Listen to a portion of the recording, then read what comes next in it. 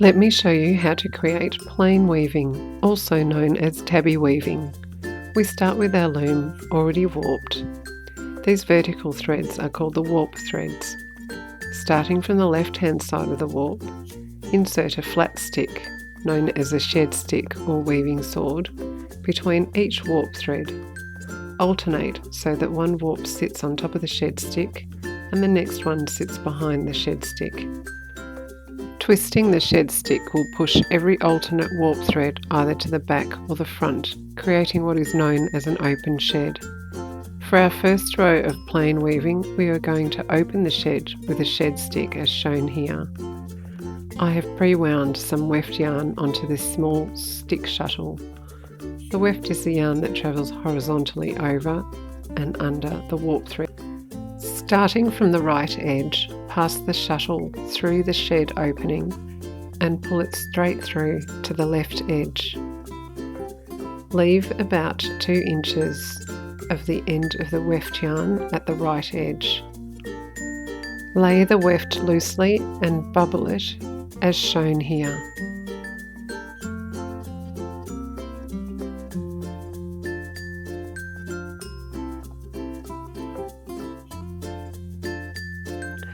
And then close the shed by swiveling the shed stick back to the flat side.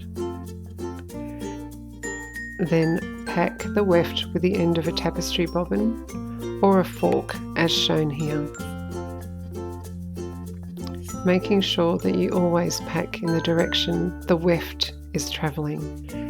This close-up of the left edge shows the weft positioned behind and in front of alternate warp threads. The second row will reverse this alternating sequence. Push the shed stick towards the top of the warp. Starting with the first warp thread, individually pull out alternate warp threads in groups of 4 or 5. Then feed the weft through in sections, as shown here. Once the weft has been fed through to the right edge, make the same bubbles and pack the weft down again. Bubbles will vary in size depending on the yarn used. Bubbling the weft yarn ensures the weaving does not pull in at the sides. The third and subsequent alternate rows are made in the same way as the first row.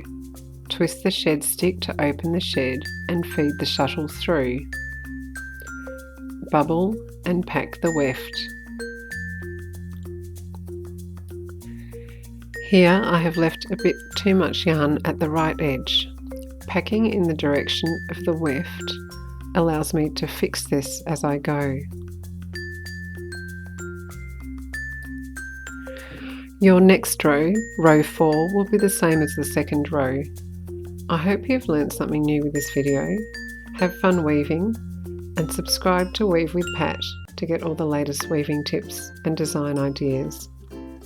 More crafting ideas and luxury yarns are available at patriciacantosdesign.com.